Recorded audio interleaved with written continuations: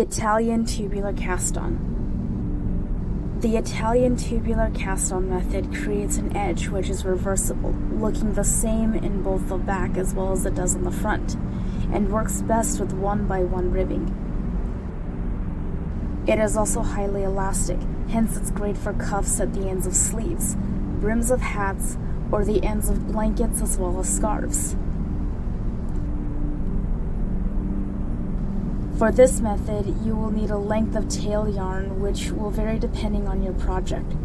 One neat thing about this is that a slip knot isn't necessary. For this technique, I recommend that you hold the tail yarn over your thumb and the feeding yarn over your index finger. You will bring your needle to the side of the yarn closest to your hand. Bring the tip of your needle under the yarn and then twist it such that the tail end comes towards you and is in front of the feeding yarn closest to your hand. You will need to alternate between the strands as well as bringing the needle over one end of the yarn followed by the opposite. Here I first brought the needle under the back strand, over the front end, catching and bringing a loop of front yarn under the back strand, creating a right-handed purl or left-handed knit stitch.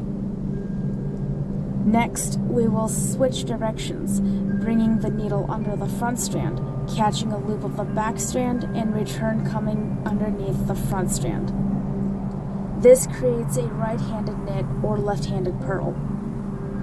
Continue alternating between picking up loops from underneath opposing strands until you reach your desired number of stitches.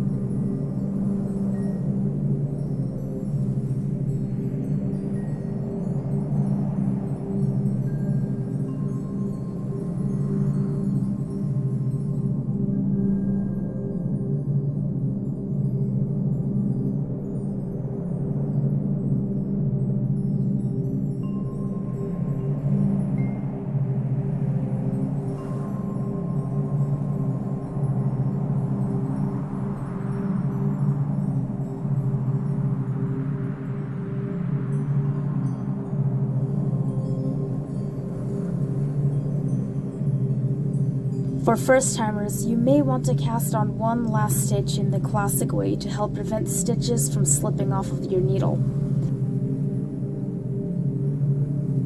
With practice, however, you can skip this and just begin knitting your pattern as desired. Just be sure that your feeding yarn wraps around the tail as you knit or purl your first stitch.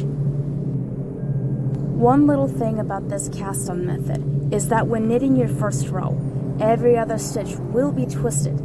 This will require you to knit or purl through the back loop so as to untwist those stitches. Every row after this, however, you can now knit and purl them through the front loop as usual.